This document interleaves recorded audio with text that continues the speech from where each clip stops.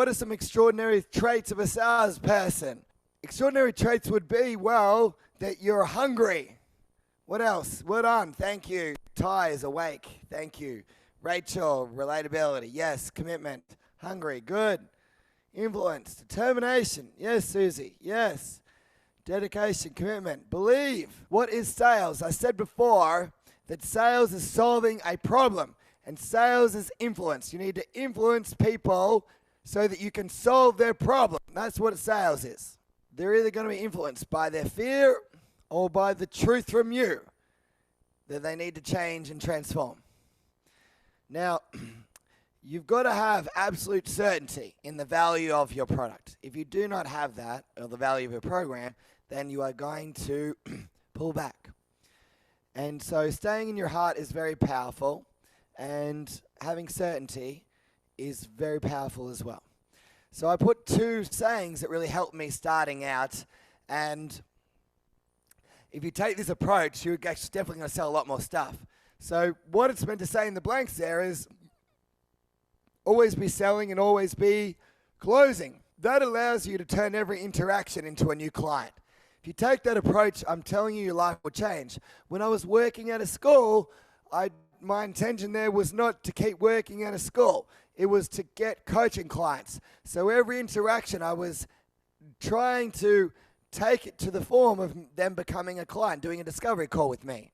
Having certainty is what's going to allow you to charge more and allow you to sell more as well. Now, you're being influenced to buy things all the time. I'm pretty much the easiest sell. If you have anything good, I probably will buy it from you, right? I buy things all the time. I think being a good buyer makes you a really good seller. I'm not hard to sell to. If there's more value in something than what I'm paying, I buy it. And I value my time more than my money. And that's why people invest in courses like this. And they continue those courses. What you've got to do, if you're good at what you do, it's going to take time. So just get good at it and people are going to buy it. You want to just crush caring about rejection. You've only got to know more than the person that you're coaching. If you know more, then they're going to want to charge them. You think, how much more do you know that the main majority population know? How many think they would know more than at least everyone's only ever done mainstream things? You're going to know more, definitely, because you've stepped outside of the box. You want to eat rejection. Breakfast, lunch, and dinner. You want to eat rejection for breakfast, lunch, and dinner because the more no's that you get, the more you're going to learn and the better you will get to sell. And if you eat rejection for breakfast, lunch, and dinner, then you're going to have success as well to eat as well as your dessert. That will be your dessert. Success will be your dessert after eating breakfast, lunch, and dinner for rejection. How many follow? The success will be the dessert. Okay? So trust is critical to the sale. If someone's not doing what you want, it's because they're distrusting you. They're not following your word. So it's important that you trust yourself. It's very important when you interact that you go in with a mindset that you need nothing and that you're willing to walk away. That means if you take away the neediness, then that makes you a lot more powerful. How many have gone to buy something that could sense that there was a lot of neediness from that person and it put them off? So that for sure is going to turn people off. So remember, you don't need clients. You just want clients that want results. They need you. You don't need clients, they need you. Now, price is never the real issue. And it's never the reason that they don't buy is because of price. It's never price. You write that down. Price or cost is never the real objection. It is never a question of price. It is always a question of how much value it has. You'll be amazed at how much money people find for the next holiday or the next car or the next house deposit or the next set of school fees for their kids. You'll be amazed because they value those things a lot. You've been able to pay for everything that you need. No one here is on the street, so you know that you can pay for whatever you've decided that has enough value for you, right? Now, when people don't buy, I'm very curious about why that is. I always do this reflection process, and that is called from the 3 R's. And it is called, what is the result they got? Why did they buy or not buy? What is the true reason They did not buy. And what will be my response for next time? Every no, that's what you want to do. How many think they can follow that? The 3 R's. Good. It's called result, reason, response. And that allows you to become a master at sales. Now, they've got to believe or trust 3 things. I call these the 3 P's. For people to buy, there's 3 things they need to trust in order to buy. They need to trust the product and or the company. They need to trust the price, that it's worth it. And then they need to trust you as a salesperson and themselves. And you must get people to be 100% honest with themselves and with you. They will not buy if you do not get them to be honest with you. Jeremy takes a lot of our calls. He knows this, right? So he knows the power of if people are bullshitting you, that they will not buy because they think they can get away with lying to you.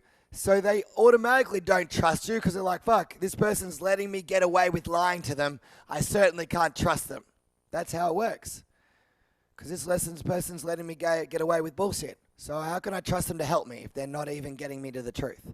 So can people tell you on the phone one thing and not be telling you the real truth of what's going on? Put your hand up if that can happen. So you've got to sometimes think of their model of the world about what they would be thinking and feeling. For example, we've had it where someone has said to us, look, I'm interested in doing it, but I want to ask my partner and I want to see what they say. And then we ask them, we go, well, have you ever bought anything like this before? And they go, yeah, we have actually. And I said, well, what was the experience? They said it was horrible. I spent the money and I didn't get 1 cent back and nothing worked for me. And I've had this before. I had a lady once. We talked to a lady. She spent $40,000 to $50,000 with a mentor for a year. It was meant to be a year of coaching. And the coach that she had, when it came to the calls, he wasn't even present with her. He was on his phone while she was speaking. She was saying her problems, and he was just on his phone.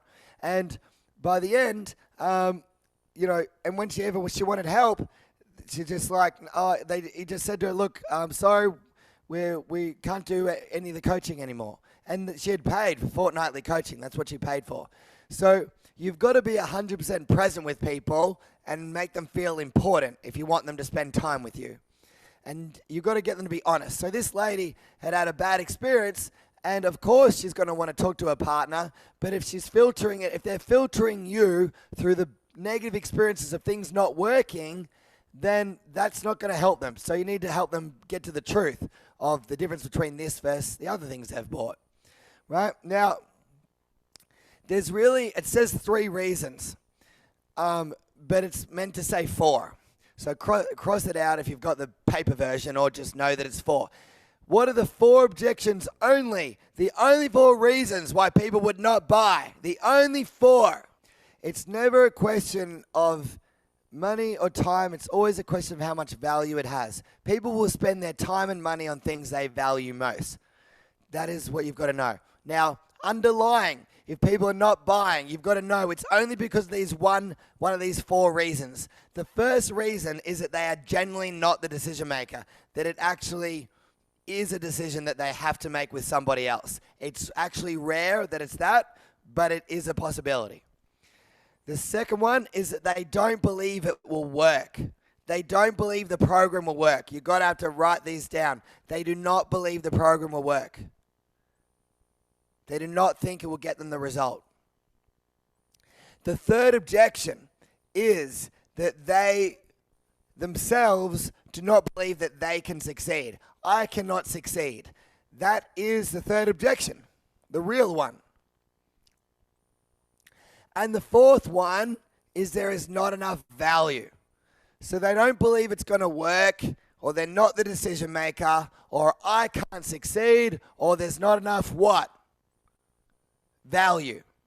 If they have not bought, it's because of one of those or a combination of those 4 reasons.